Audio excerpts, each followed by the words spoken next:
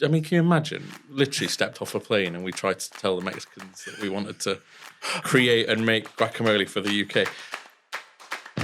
Obviously, because I'm sat here today, it didn't work out. Otherwise, I'd be on a yacht somewhere. Well, we call them commandments, actually. The Holy Moly. Of course we do. Of course we call them the commandments. Yeah. Welcome to Brains Behind Brands. I'm Stuart Bramley, your host on this podcast, and we unravel the secrets of business success. Join us on a journey through the minds of successful entrepreneurs and business owners who will share their stories of triumph over adversity, strategies, and lessons learned. Whether you're an aspiring entrepreneur, a seasoned business owner, or just curious about what it takes to succeed in today's competitive world, our podcast will be the perfect place to gain knowledge and insights. Join us on this exciting journey to discover the secrets of success with Brains Behind Brands. To help this podcast grow, please like, share, and subscribe. Now let's get to the show.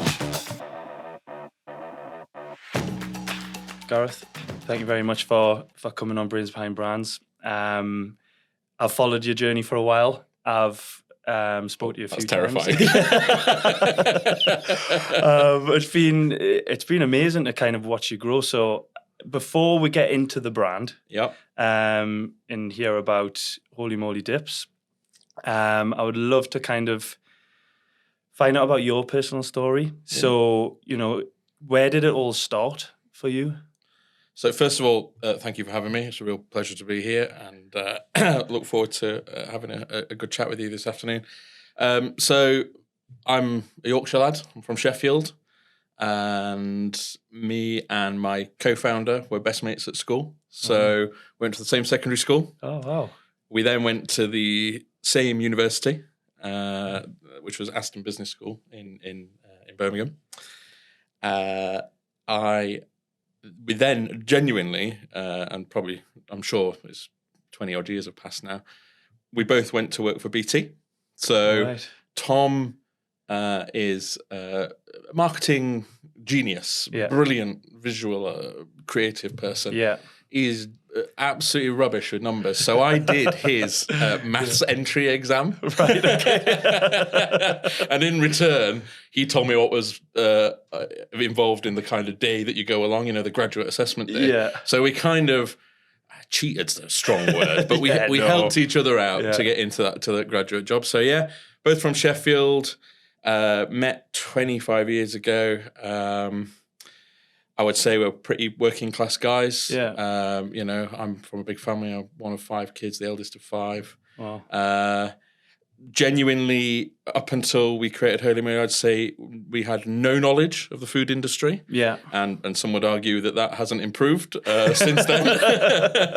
But I think what we did have is a real passion as consumers to bring something new and different and interesting to the market and solve the problems that we saw as consumers. So without going too much into the brand and where we got to, I think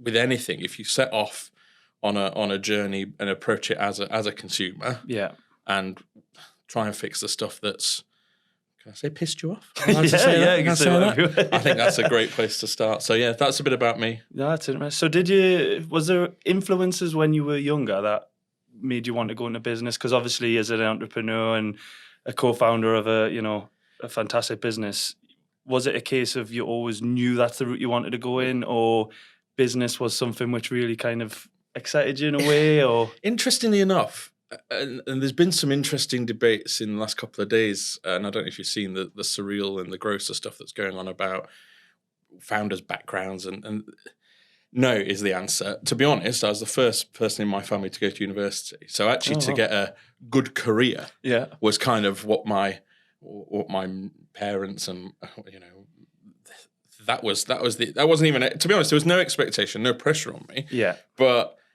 to go and have a good career and have a proper job. Education. Do you know what I mean? Yeah. That's probably where I was lined up. But actually at uni, Tom, who's my co-founder, and we'll speak about him a lot, he's basically like a brother to me. We set up a couple of businesses whilst we were at uni. We realised we were pretty good at it. We had complementary skills, which I think always helps. And obviously having a friendship allows you to have a real open and honest kind of journey together. So, we have a couple of kind of catchphrases, if for want of a better word, of how we manage each other. And one of them is we will always stab each other in the front. Not the back. Not the back, yeah. Stab That's each other in the brilliant. front, yeah. So we had, we like to say it was the UK's version of Facebook. But basically at Aston University, it was a website where people could go on and have a social feed, and they could rate nights out and bars and almost a community get together.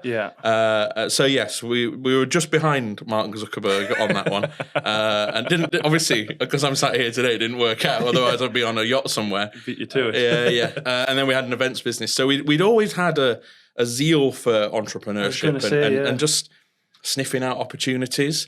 And we've kept that, and that's worked well in the main, and there's been some stinking fish, and we'll probably talk about those where we've sniffed an opportunity and thought we were what's nuts and gone for it, and of course it's going to be a huge success because everyone we touch turns to gold, and of course we look like idiots, but that's all part of the learning curve. So yes, I was never driven to be an entrepreneur. But I find that it's a lifestyle that suits me. So did you feel like when you were in university and you obviously were with your best friend and you're having a drink or just chilling and come up with these little ideas that just kind of you decided to run with? Was it that creative element where you were just kind of having a chat and you just thought, oh, that's an interesting one? Because that what I've tend to find when I've been talking to successful entrepreneurs and founders and stuff is they always seem to have these little sparks of they're not kind of satisfied. Do you feel like when you're in university you were always looking for that and you weren't kind of just I'm just going to do my degree?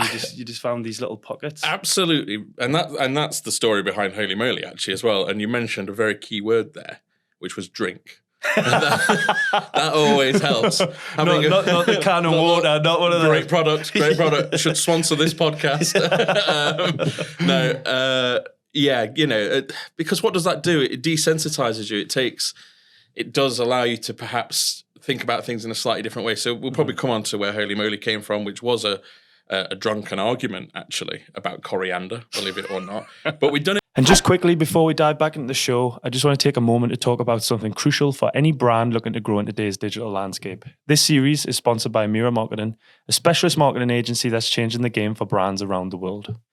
What sets MIRA apart is they take time to fully understand your brand's goals and needs, ensuring they analyze all the data to provide the best possible solution to increase your sales and your return on investment. So if you're looking for marketing support, head over to miramarketing.co.uk. Now let's get back to the show. A few times, I remember we were sat once and someone had mentioned like the graduation ball and how it was not very, very good. And we said, well, why can't we do? Why don't we approach the university? We know the student body. Let's set up a business and let's do it. And 6 of the lads got together and we formed a little company, and we basically took on the management of that for the student body. Wow. So I think sometimes part of it is ideas. But more importantly is actually the ability to put one foot in front of the other and just all right, you've seen an opportunity. Are you prepared to go at it? Have you going to put the effort in? Can you make the time? Have you got the energy? Do you know what I mean? You don't even have to have relevant experience or understanding, particularly, like I said, we're not from a food background. I did 12 years in telecoms. I was head of strategy for the network arm of BT when I left, and Tom was a head of marketing for a utilities company. Having a career teaches you skills that are transferable, but we knew nothing about the food business. But of course, what that does allow is for you to ask those stupid questions. Why are things done? Why is the guacamole in the UK made from frozen avocados on an industrial estate somewhere in South Wales or Slough and filled with stuff that you wouldn't put in it at home? Why does it taste nothing like the products that we've tried and had on our adventures and travels around the world? And once you start to answer those questions and ask those questions and think, well, there must be a better way. It turns out it's really quite difficult, Stuart, but that's fine. That's good because, we've done it. But yeah, I think it's having that relentless ability to sniff an opportunity, but actually more so is having the gumption to go for it. Yeah. And that, I think, often sets apart entrepreneurs from others. It's not they're any smarter. It's not that they're any better, more experienced. Often it's that they don't know when to say no, or when, they don't know when to stop. Yeah. They just keep Very going. curious. Yeah. Curious is a great word. Yeah. Mental is another word. I mean, there's a few themes in this. So, you alluded to your co-founder. You have that, funny quote, stab each other in the front. Yeah. You had an argument in a kitchen, which led to the brand. So I think we were sat in his front room, actually, and we'd had a few too many glasses of wine. That's good. And we were having Mexican food at Tom's house. I remember it very clearly. Yeah. And he made a guacamole without coriander in. Now, I've got to be careful because whenever we tell this story, he says, I kicked off. I'm a really friendly guy. And I'm a great drunk as well. I'm really friendly. Kicking off doesn't sound like something I would do. We had a disagreement about coriander, and that quickly turned into a conversation of, well, why do we not buy shop bought stuff? It's nothing like homemade. It includes ingredients that we'd never put in our cooking at home. Yeah, it doesn't taste great. But X, Y, and Z. 3 weeks later, we're in Mexico on an avocado orchard. No way. Yeah, working with a fourth. I mean, can you imagine? Literally stepped off a plane and we tried to tell the Mexicans that we wanted to create and make guacamole for the UK. I mean, honestly, they thought we were mad. Yeah. And now the good news is we still work with those same guys today. So they're fourth generation family of farmers. And we still make our products on the same avocado orchard. And people don't believe me. I say this story a lot. People don't believe me. Genuinely, the avocado orchards and the processing plant and the HPP and all that stuff that we do is all on the same site. Wow. And it's a brilliant setup. And the key, not to get too deep into it, is the reason Holy Moly, I think, has been a success is because to get something out the sausage machine that's different and better's a strong word, but more. I mean, I've tried the product and it is very good. Yeah, you've got to A, redesign the sausage machine, and B, make sure you know what's going into the sausage machine. Yeah. So getting the best avocados at the best time of year, and don't get me wrong, we buy the wonky fruit, we buy the stuff that's blemished, so there's a sustainability element to it. We're actually turning stuff that would probably end up as waste or into animal feed or whatever it may be into a product that hundreds of thousands of people every week up and down the country are buying and loving. So that's absolutely amazing. Because you are B Corp, right? Yeah, we're really proud of that. That took 3 or 4 years of hard work. Yeah. And bluntly, I don't think anyone's ever stopped me in the street and gone, amazing. Yeah. You're a B Corp. Yeah. But what it does do is that it shows that we have kind of set ourselves really high standards of doing business in the right way. It's very easy, I think, to not hold yourself to account and to do things a certain way. And I think the best businesses not only talk a good game, but they live up to it. So we're constantly looking at ways of improving our impact on the world and the sustainability element of our business. So B Corp was a stake in the ground. We want to improve. We want to get better, as every business does. But we take that stuff really seriously. Yeah, and that's towards obviously recent. I mean, 3 or 4 years isn't that recent, but So going back to the early days when you flew out to... When I had hair and I was thin. I remember those days. You've got you've got a fascinating story of, from a discussion, should we say, with your co-founder. Yeah, good word. Yeah, good word. Yeah, we'll keep it keep it friendly. Yeah, to, getting on a plane, flying to Mexico, getting off the plane and going, look, I'm looking for a farm here, and it's got to be an avocado farm, and I'm going to make, guacamole that's distributed across the UK, and them looking at you going, what? What's going on here? I suppose that the good news is Mexico is the home of avocado. Yeah. Right? So they make 76% of they can grow 76% of the world's avocado. So they know what they're talking about. Yeah. And their main business is exporting fruit, right? Whole head avocados to the US and globally. And actually, they already had a processing plant to turn some of that what would be wonky and small and blemished, and they were doing and they still do. They still turn it into products and send it off to places in the US. But and effectively, all we needed to do was there was a formula that we'd done a bit of research, and there's a few magic steps in the way that Holy Moly product's made that's very different to if we made it over here, which is why we can't make guacamole in this country. Well, why would we? We don't have the world's best avos on our doorstep. Yeah. So we went to the place where it made sense to try and make the best product we could and the most authentic product we could, go to the home of the avo. Could we find people that wanted to work with us and didn't think we were idiots? Hard. That was hard. Could we get the right mixture of people that bought into our way of thinking in terms of what we want to put in it, but more importantly, what we want to leave out? Right. Because, kind of standard operating procedure for dips, citric acid, potassium sorbate, stuff that, it's not going to kill you, but I don't have potassium sorbate in my cupboard at home. No.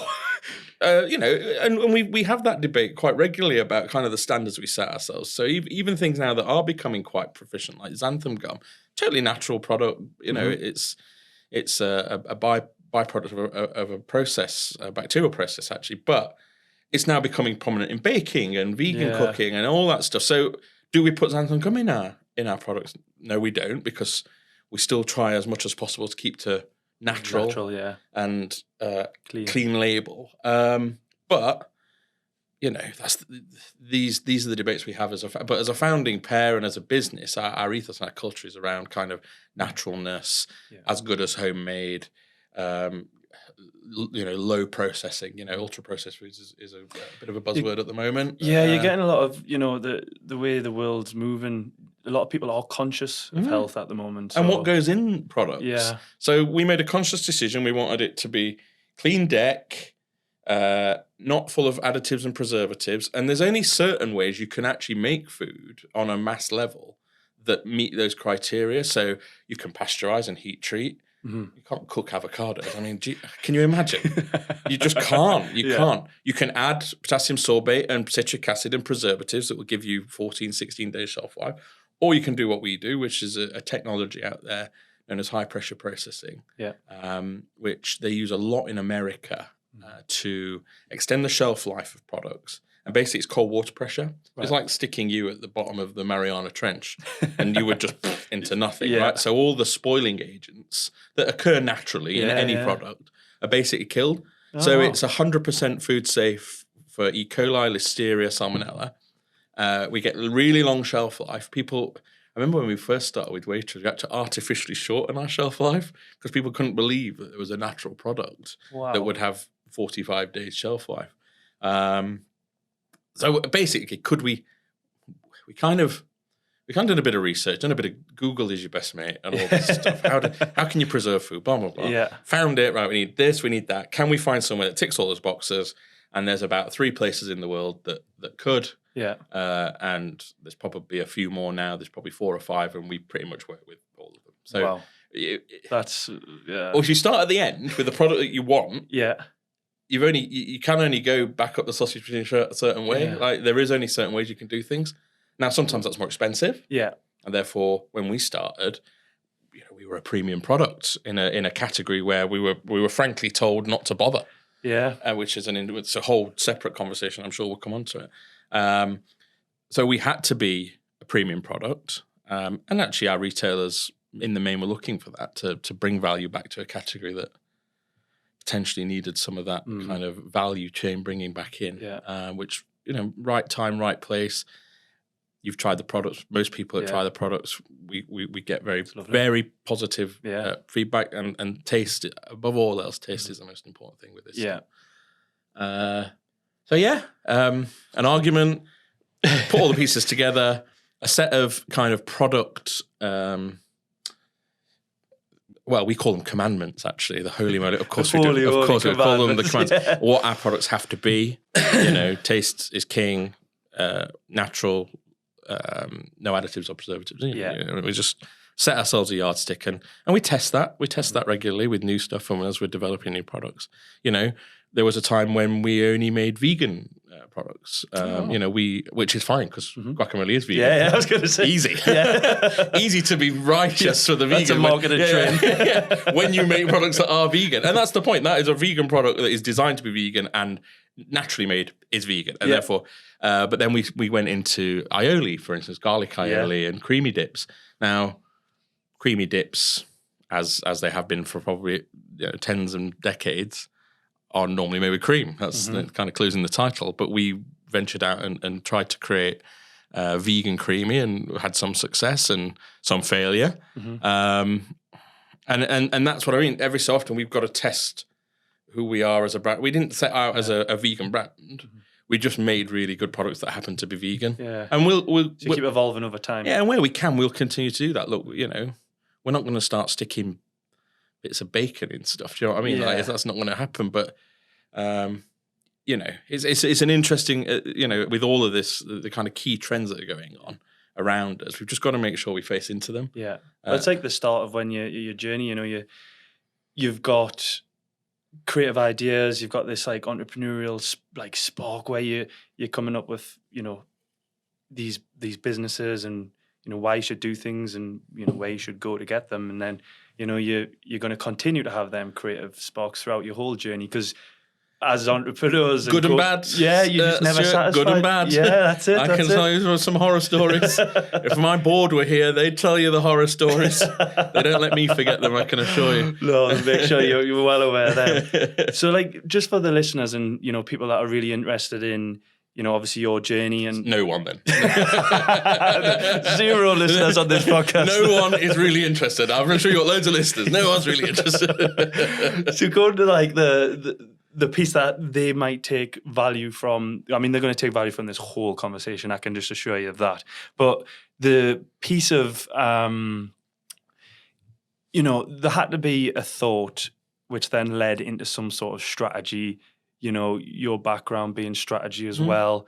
What was that process that, for listeners that may want to do this themselves or not this industry, but, they want to start their own business and own brand, that piece of the puzzle before getting on a plane and kind of talking, could you talk us through kind of how that, was it just you were researching, you started to put together a business plan or? I think the first point is what's the problem you're solving? Yeah. Let's what's the reason for being? Because actually, that's the bit when I sit in front of my customers like Tesco or Asda, Sainsbury's, Waitrose.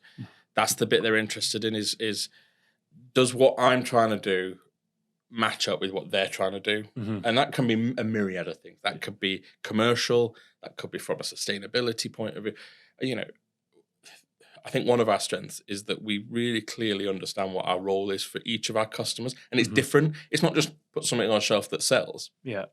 It is not that. It's for each customer. There's slight nuances of what they want from Holy Moly as an option to buy in their shop. So, but going back before all of that is what's the problem that you're trying to solve? And for us, it was why can't we buy anything that tastes as good as the stuff that we make? That we're making, yeah. And it doesn't have to be this convoluted, high fancy strategy. It just has to be.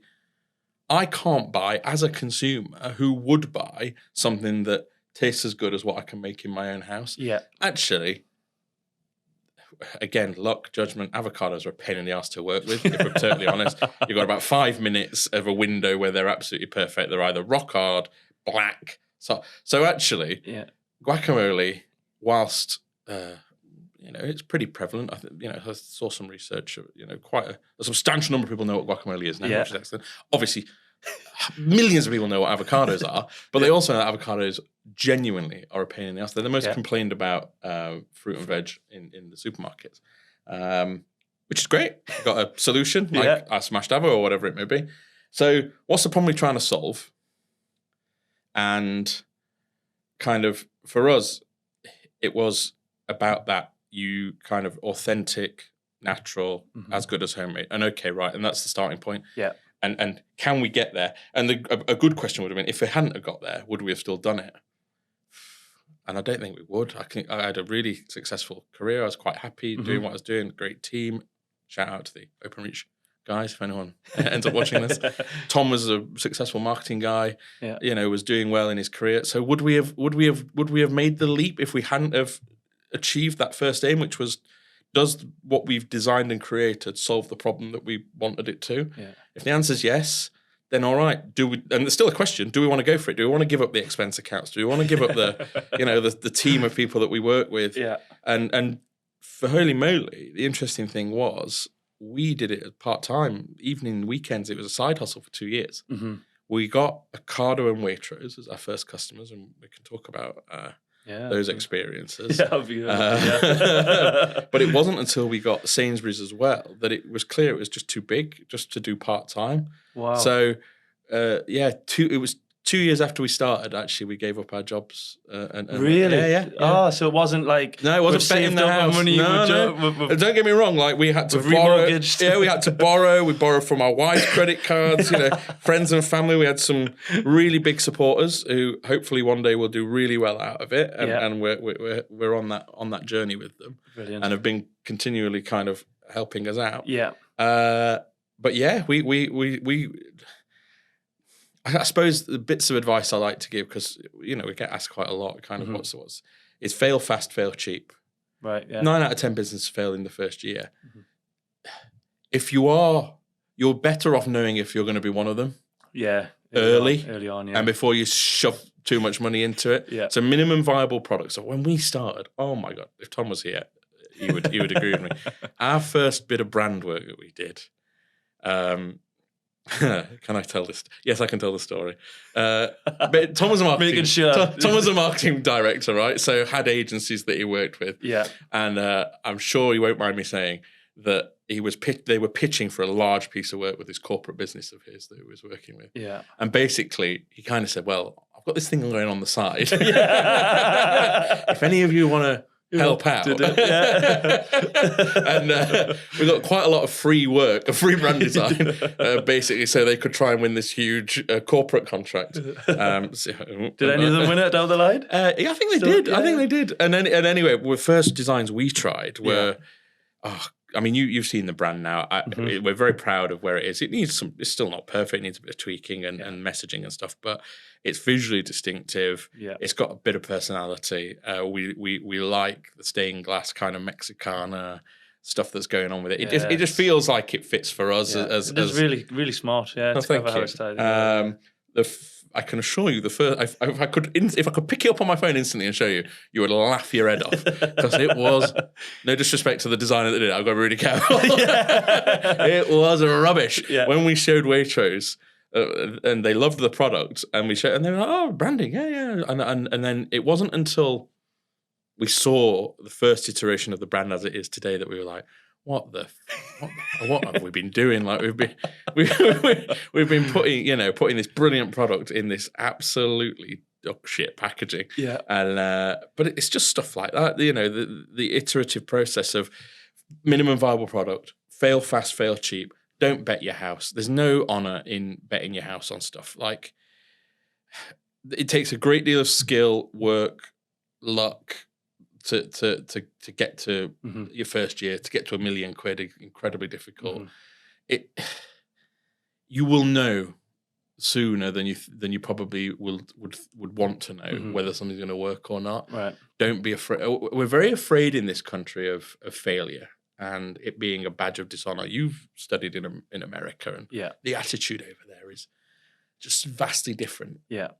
We have different attitudes on lots of things. Their attitude to risk and to failure, I think, is something we could learn from.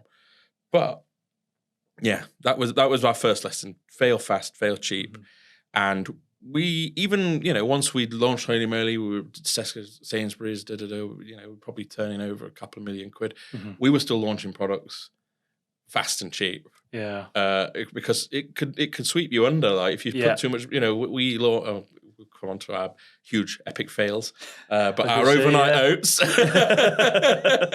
which were ahead of their time, because there's companies out there now. Yeah, I was going to say. The guy, Lauren at Oatsu and people like that are doing some great work in that space. Marks and Spencer's just launched their own label version. basically of our products from 4 years ago. I would take full credit, and if anyone wants to send me royalties, I'm more than happy. But no, we thought, of course, we had it ticked all the boxes, the Holy Moly commandments, we had the capabilities, we had the HPP production. We could make it in a way that was very different to everyone else. Yeah. Put it on went to Sainsbury's. We'll launch 3 flavors in 1,000 stores. Yeah, because that happens, and put them in, and no bugger bought them, basically. They were a great product. To this day, we maintain they were a great product. Yeah. They weren't right for us. We got ahead of our station. Mm-hmm. We believed our own hype. We thought because we were selling a couple of million because of the guacamole that people would automatically buy. Because of the brand? Yeah, because of the brand. Yeah. And that was a good lesson for us in not stretching our heads up too far and not believing our own hype, and just taking a step back and saying, what are we good at? What are we known for? How are we going to build this business? So now concentrating on the kind of dips world and doing what we're good at. We're at 8-figure revenue now. Yeah, I know, it's brilliant. It's absolutely. And I mean that to go back to the failures, because that's one of the things I do like to touch on, because being a business owner myself and entrepreneur from the days I graduated university in the States and came over and back to the UK, and I had a few business. Tell us about Bradford City. No, we're not going to. Oh, we're not talking. Didn't last very long. Didn't last very long.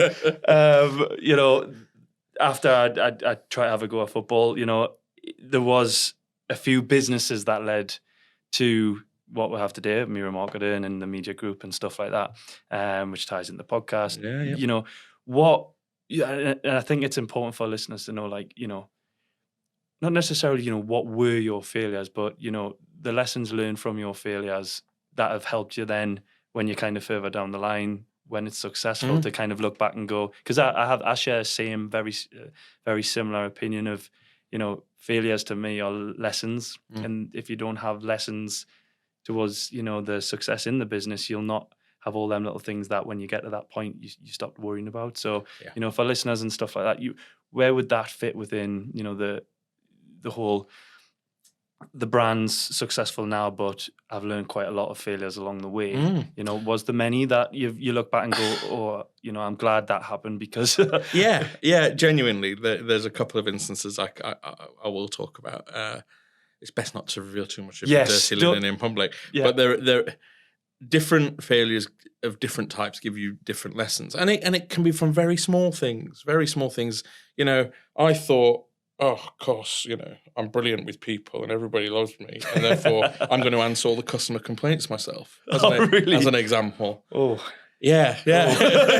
Oh, is the word. Yeah.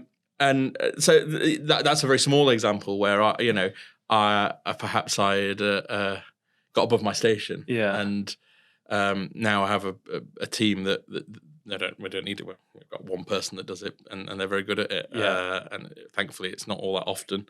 But I've retracted myself from that. Sometimes, obviously, I still get involved. But so that's a really small example on a personal level. From a business perspective, if you're not taking the hits and learning from them and turning those into wins in a way, then one of the things I see a lot with people, and particularly FMCG, is products that the founder thinks are spectacular. Yeah. And their mother thinks are spectacular. And their grandmother love. Yeah.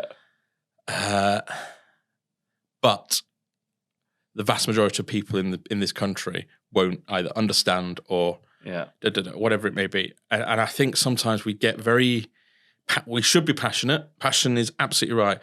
There's no greater ability than taking a step back and going, there's a reason that didn't work. And actually, one of the things I do a lot of chatting to different FMC brands, smaller brands. That's so wanky of me, but no, it is, isn't it? I mean, come on, we're still small in the grand scheme of things. One's for as big as Coca-Cola, then maybe we're talking with some delusions of grandeur. They are afraid to ask retailers why they say no. Right. And there's no greater and more powerful bit of feedback for an FMCG brand as to when a retailer says no. And it's really hard to open yourself up to that. And it's cutting. Oh, God, it's cutting. When, thankfully, we work with most major retailers. We have had some no's. And I take it very personally. Very personally.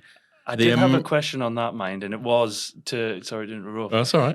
I think, how do you get into a retailer of that size? To get into a supermarket with a product, it's not easy. It's not easy, and to be able in all of these, major retailers, how do you do that?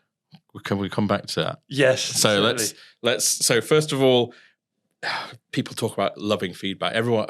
360 feedback. No one likes feedback. No one likes feedback. No one likes being told it's shit or it doesn't taste great or our customers will never buy it or the category's in 20% decline year on year or no one wants to hear that. These people that say I love feedback, I actually think they're psychopaths. I genuinely think they're psychopaths. For many years, I think I forced myself to say to people, give me your feedback. I love it. I can't wait to then you said that receive your feedback. But I've learned that I'm the kind of person that's vindictive and angry.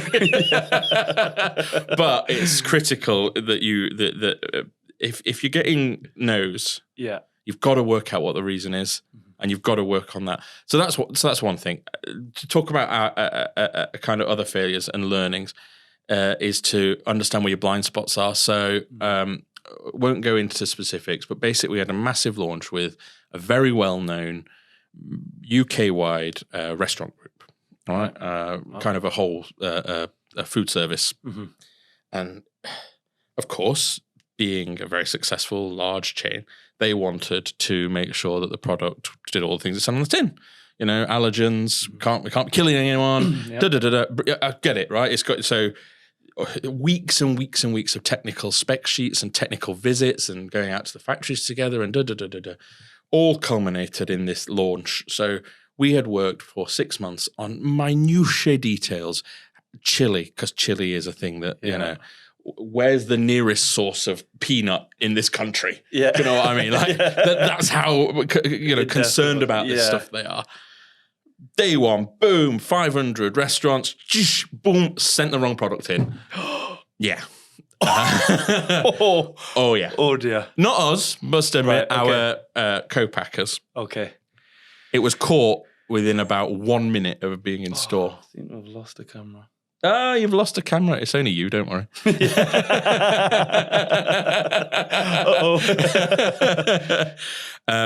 Let's finish this up, and then we can. So the phone call from that customer that day of guys, and it was something they noticed about the product, and when you just your world just I've got another phrase I'd use, but your world falls apart. But what we realized there is, you can't control all elements, but you've got to be on top of stuff. So whilst we've done all that work, we didn't check the final, and no. Would we ever design in the process to check the final bit of distribution, checking what's going out? But something like that, you learn to change a process. So now, slightly different now. We have what we call positive release now, where we only send stuff out if it matches, the criteria. And we work with professionals now, and perhaps at the time less so. But changes to process and the unsexy stuff. This is the unsexy stuff that everyone wants to talk about.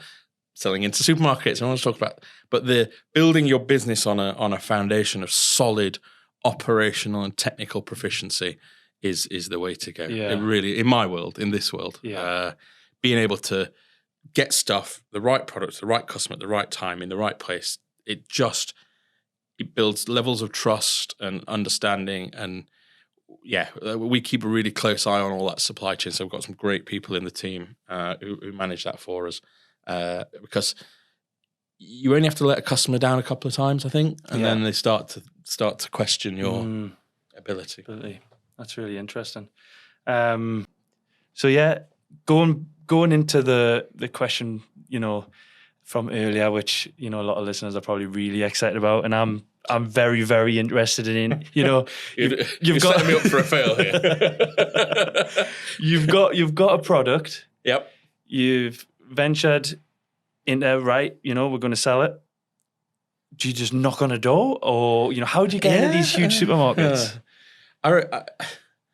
I remember the first kind of major supermarket we went into, Waitrose, and it was genuinely LinkedIn and finding the buyer and knocking the door down, and it took us a good while. We spent about a year developing the products to get them right, so that we got all that process of where we made them, how we made them, and what we talked about earlier. And I will never forget. And if you're watching this, Tom Woodings, the buyer at Waitrose at the time, I will never forget. He moved on to bigger and better things.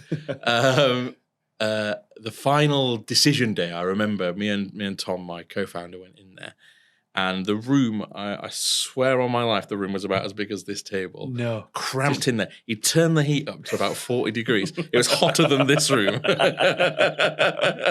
And it was, everything about it was designed to elicit stress. Right, yeah. And it was kind of like we'd done the work. We'd talked about, what the product is, what it does.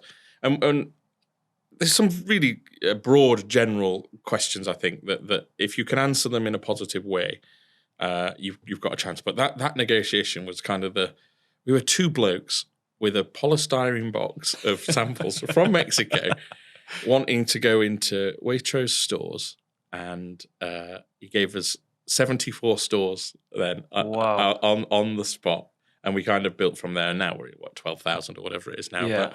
But, so first of all, because we had, I suppose there's a lesson here, which is where is the right place for your product to go on sale? Yeah. And there's kind of, before you even think about supermarkets, there's different routes to success, right? There's people that have never sold in a supermarket in their life and are massive, huge businesses and doing brilliant. Yeah. And it genuinely does make a difference as to how you set yourself up from a supply chain distribution. We were always kind of go big or go home, frankly, because, like I say, we had fairly successful corporate careers, whatever. We had corporate careers and we're doing okay. And so this was like, we're going to do it part-time. If it really takes off, and it's got to take off, that's the only time we'll give up our jobs. That is it. So we'd set it up. So distributing to, what do we distribute to now? I don't know. We must distribute to 40 or 50 distribution centers on a weekly basis, or or three times a week, 7 days a week, right? So, and that's grown in time. But actually, we still pretty much use exactly the same partners as we did then. We just built with them. So basically, what we've done is set, and I talked about it earlier, this unsexy stuff that no one talks about.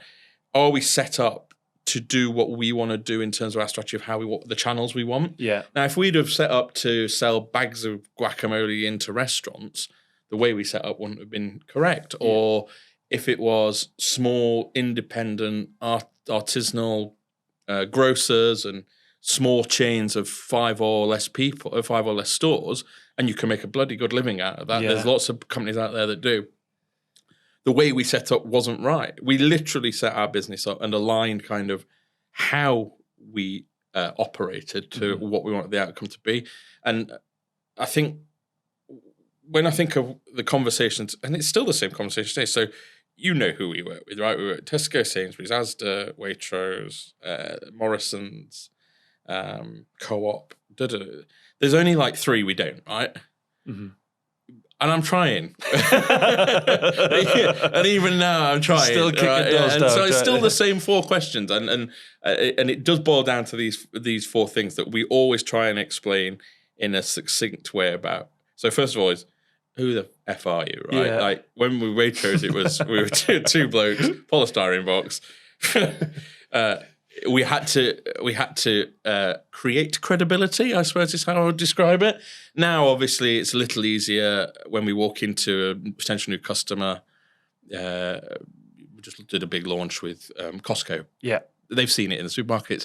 It helps when people know who you are, but that only comes from years of hard slog and building up that credibility. So, who are you? So, you just, to them, you are no one. Yeah. Genuinely a nobody. And there's this, and actually people get really frustrated by supermarket buyers and their propensity to reply.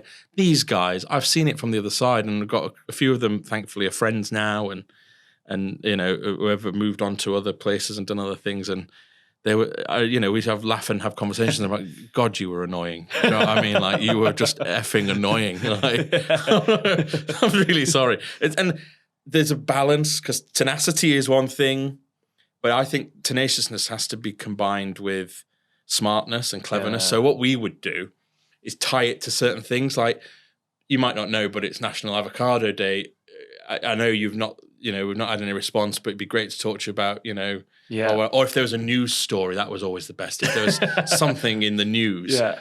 And I remember the praying mantis just waited. Yeah. Well, even better is when you can use their own news against them. So I remember for Tesco's, and I'm sure this will resonate. I watched Dave Lewis at the time do a speech on where Tesco's food strategy was going. Yeah. And it was about cash margin being king now. It wasn't about gross margin, it was about cash margin. And our thing is, of course, we're selling products that are more expensive because rightly so, they're worth paying more for. Yeah, the quality products. Yeah. So cash margins are kind of commercial thing. That's what we do. Yeah. And I got this snippet and I sent it to the Tesco buyer we've been talking about. I was like, oh, look, Dave knows. Yeah. Dave's a smart guy. He knows what's going on. And that really helped, actually, kind of lead the conversation in Tesco that way. I want to be like Dave. Yeah. Dave's my mate. So who are you? What is your product? And by that, I mean, what's different about it? And not different for different sake. Genuine points of difference that solve a consumer need. Yeah. Like how it's made, where it's made. It could be about the authenticity of it. It could be about, there's thousands of products out there that are launching every day about, and even kind of water, right? Yeah. It's water, but it's in a can. Right? That's the genius of it. It's really understandable. Yeah. And I don't have to jump through. If I took this to my, she's dead now, but if I took this to my grandmother, I could explain what this is. Yeah. Well, so, to people that don't understand my product, it's guacamole, but made properly. Yeah. As simple as that. It's as simple as that, right? Yeah. So I don't have to do a great deal of explaining. When you come in and having to explain what stuff is or why it's different. So there's what it is, what the product is, why it's different. Kind of, I think within there's also the role in the category and what's going on in the category. And we don't have access to data. I mean, we're quite a sophisticated organisation, Nielsen and reams of data. And our managing director, Peter, who's a wonderful person, is very into that and loves that.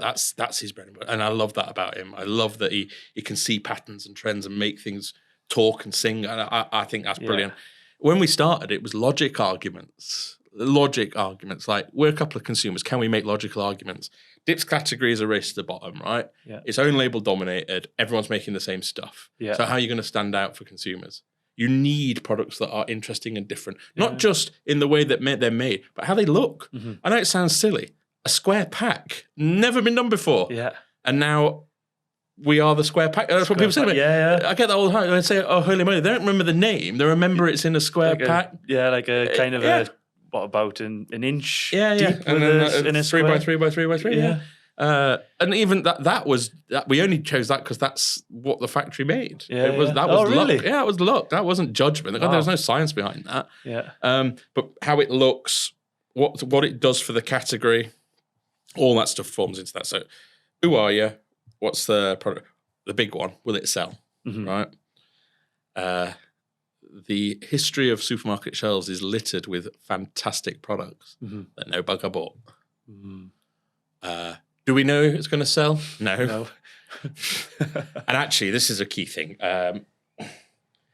Selling in the right stores is more important than selling in all stores. So for us, when we start with new customers, we go to a retailer X and they'll say, oh, yeah, Holy Moly, seen it. It's in X, Y, and Z. See you in however many thousand of this, that, and the other. Oh, I want to give you 1,000 stores. No. Like, literally, give me your best 200, 150, 200. Right. Let me get in there. Let me build that rate of sale. Let me get customer awareness up. Let's start working together on trade marketing plans, understanding what makes your customers tick.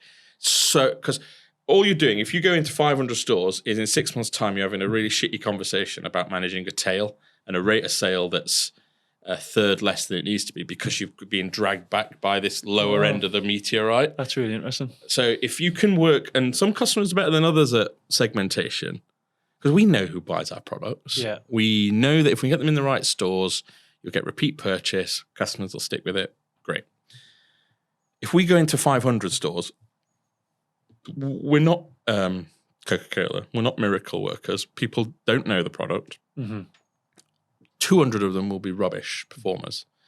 And I'd rather start with the 250 good ones and build. Yeah. And to a lesser and greater extent, we do that.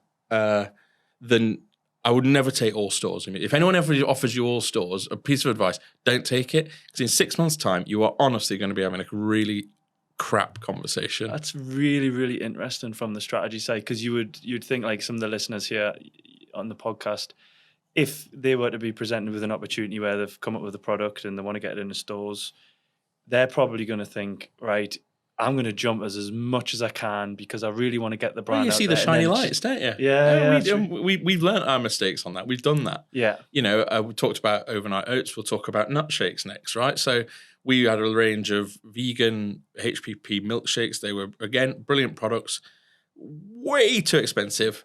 And went to Sainsbury's, we'll give you 5 SKUs in 600 stores. Brilliant. Ding, ding, ding, ding, ding, ding, ding. Mm-hmm. Jackpot time. Brilliant. Pull that one-arm bandit down. Yeah. Oh, the performance was appalling. Because who buys milkshakes? Like Van Man. He ain't buying vegan. It's Yazoo and Fridge, and they're great brands, and there's nothing wrong with them. Yeah. They know their audience. They do their job perfectly. There's a reason vegans don't buy milkshake or didn't. They didn't exist. There wasn't a vegan. If you were a vegan going to the supermarket, you didn't even walk to the milkshake aisle because you knew there was nothing there for you. Do you know what I mean? So that's a great example. But the right stores in the right place. And there's a story that I was told a few years ago. So a friend of the business, a chap called Chris Wright, set up a company called Feel Good Drinks.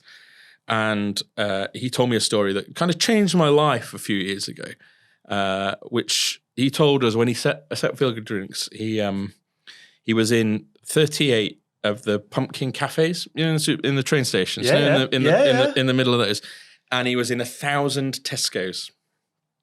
And he did more business in the 38 pumpkin cafes than he did in 1,000 Tesco's. Wow. And the reasoning is very simple when you think about it. He said, when you go into a pumpkin cafe, you're going in with the sole purpose of buying a drink or a snack. Yeah. And you're stood in front of that bay, and all I have to do is convince you to take my product over another one in there. Yeah. You go to Tesco, you're buying bog roll, nappies, courgettes, milk. Yeah. You do there's data on this, like something like 85% of people just walk straight past the dips aisle because they don't think there's anything for them. Yeah. Our great success really is getting people to stop and bring new customers in. Mm-hmm. So it makes sense if you're any FMCG brand, be in the place where people are looking for that product.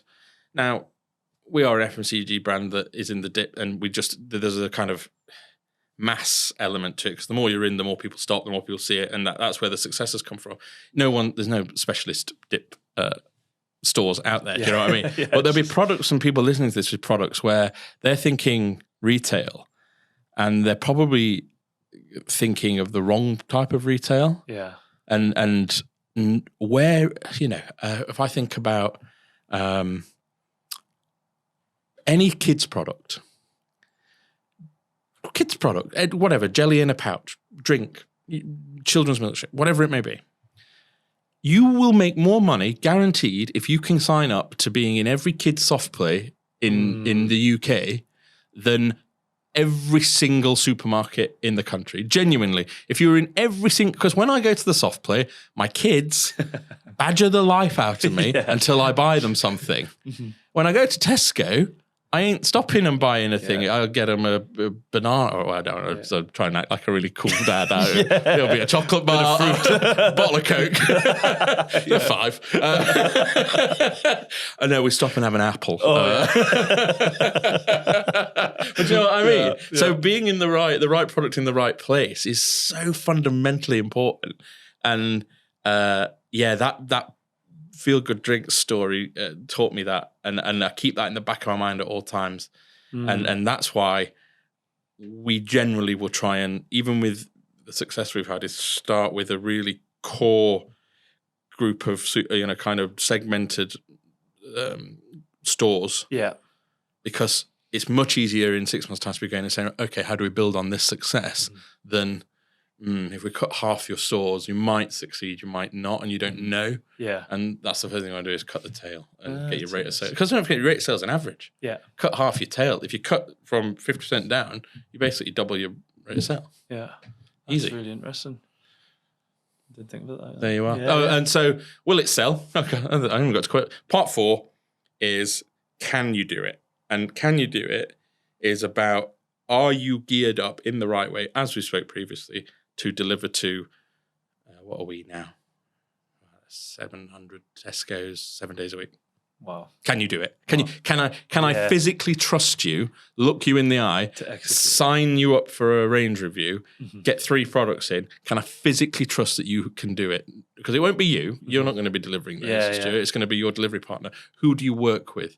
Do we trust them? Do we know them? Have we worked with them before? So often when you're talking about the kind of partners that we use, we try and find recommendations from our customers. Yeah. And we're very lucky. Work with some brilliant partners. Our co-packers have been with us since the start. Our transport groups are excellent. I like that.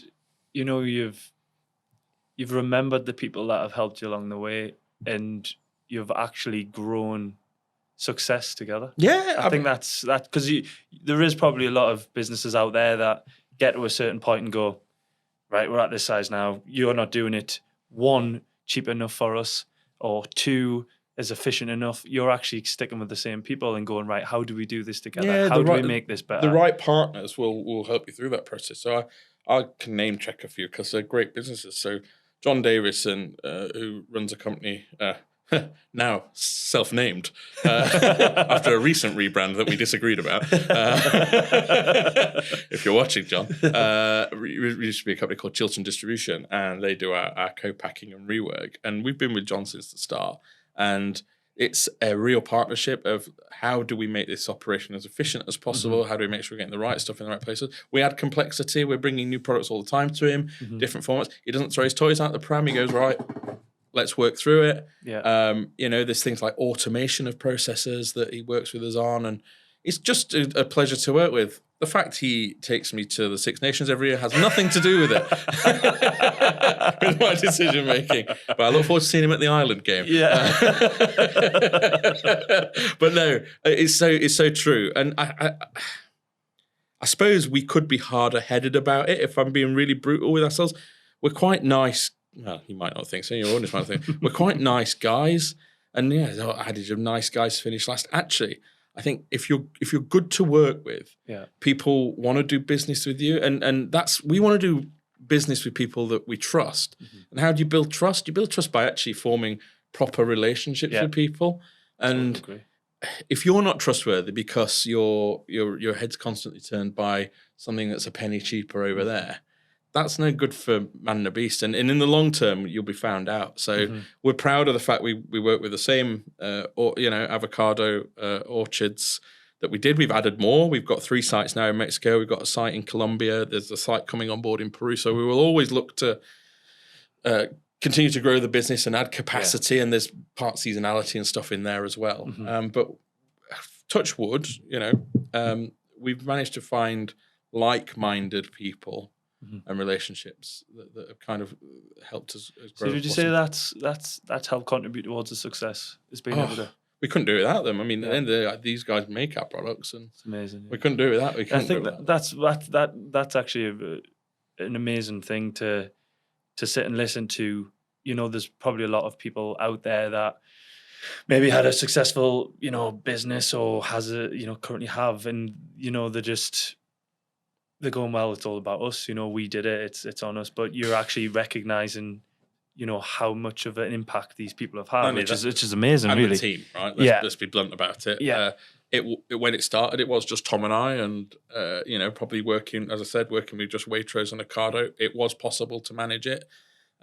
They got too big eventually. Adding another in Sainsbury's when they came on board was it. But then, we're really proud that our first hire still works for us. Wow. And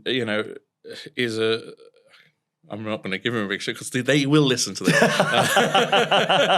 He knows who he is, and the rest of the team do. But we're very fortunate.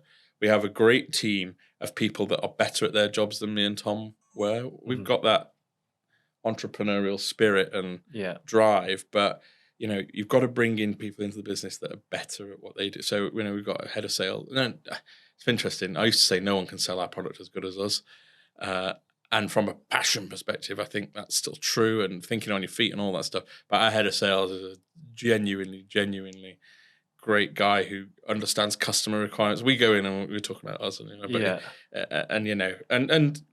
we've heard recently we hired a managing director within the last 9 months or whatever it was, and that was a big decision to give away the baby. But it wasn't. Yeah. It was about professionalizing, and 0 to 1 million is incredibly hard. 1 million to 10 has been not equally as hard. It's been different challenges. Yeah. But going from 10 to wherever the future may be, that requires a different set of skills again. I think Piper actually talk about 7, 17 and 70. Like 0 to 7's a totally different set of skills of 7 to 17. 17 to 70 again, totally different set of skills. And I find that the best founders know what their skills are, know what they're good at. Better if they know what they're shit at, right? Let's be honest. Really good if you know what you're not good at. Yeah. And fill those gaps with great people, and keep the bits of the business that they. So for me, I love the operational stuff. I love like a margin hunter. That's what they call it. like a truffle pig of margin. But my, Tom, the co-founder, he's all about brand, and having an MD that can ostensibly run the business means that he can focus on the brand. So brand refresh is coming. He's not going to knock anyone's socks off. But it's iterative, and how we talk about customers as we've got more sophisticated with data and insight.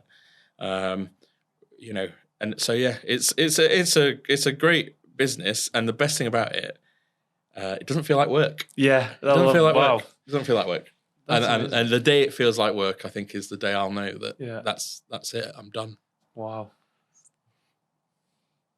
There you are. Yeah, I was that's for to have a successful business and be running the size of an operation you are, and still be having that mindset of it doesn't feel like work. I love it. That's a.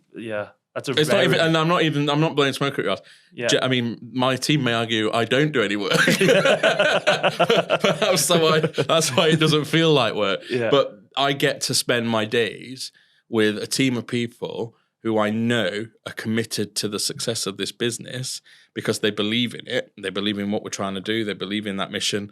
They all, they could come and sit here and tell the story as good as I could. And that makes me incredibly proud that we've managed to surround ourselves with great people like that. And, the kind of future of the business, we always said, Tom and I have got some kind of big hairy goals. That's the buzzword. I think it was Nick Coleman actually at Snaffling Pig that first told me about big hairy goals. I was so weirdo. Anyway, I like Nick.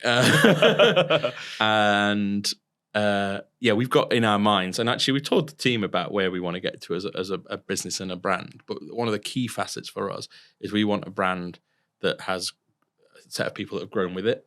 And like I talked about Jordan earlier and his growth as kind of employee number one and where he is now, and it's just great to see people flourishing and that helps when the business is doing well. Yeah. But actually, it's not always been easy. There's been tough times, COVID and the kind of credit crunch, I suppose, and funding crunches that's happening at the moment. It's tricky and difficult. And we went from making profit to perhaps investing ahead of the curve too quickly and getting above ourselves and making some losses, and now we've recovered that. So it's brilliant to sit and people like you to go, oh, successful business. Mm-hmm. It's a roller coaster. Yeah. It's a journey, and the people that will succeed in that journey is the people that just keep getting up and putting one foot in front of the other. Mm-hmm. I say that so often. It's like, don't worry about the destination. Just keep chugging forward, and you'll get there. You'll know when you're there. Do you know what I mean? So, it's brilliant. It's not been without its, as I say, I was thin and had hair. I feel like I've let myself go a bit, I won't lie. No. It's doing nothing for my confidence sitting across the table from you, I won't lie. But I haven't changed as a person. and as I said, I think I'm suited to being an entrepreneur, partly because of my attitude to life, and I try and surround myself with good people. We've got a great group of friends that are supportive, and our families are, of course, incredibly supportive. And things are going well. There is always the chance that it goes tits up tomorrow, right? Yeah. So enjoy it whilst you can, and manage that, and make sure you're doing all that you can to not, allow that to become kind of the truth. Yeah. That's where we're at. I mean, what a story. What's next for the brand? So it's interesting. This is a really good question. We'll continue so we're now something like 35% market share in every single guacamole that's sold in the UK, right? So we've gone from nothing, and genuinely being told that this was an own label category. Pack up your bag, lads. There's no point. Why are you bothering? Yeah. Thanks to that original buyer that said that to us, that spurred us on. Spurred us on. And so now, 1 in 3 and that includes all own label, every single pot of guacamole in the UK that's sold, 1 in 3 will be a Holy Moly pack now, which is an incredible statistic, and that's great. It is. What we've got to do is continue to be really good at that, but also continue to kind of put our ethos and our commandments and surprise and delight customers in other areas, because that's what our customers want us to do. That's what, Sainsbury's want us to do. Sainsbury's now have 9 products in their full branded shelf now, and that's going really well. But that's testament to their commitment to innovation, to kind of key category trends, to kind of wanting to do something different and interesting. And I keep using the word better. I hate the word better. There is no problem with own label. Own label has a place. It has a role. It's been incredibly successful. They sell 300 million quid worth of own label products, right? It's not a bad thing. It's not a dirty word.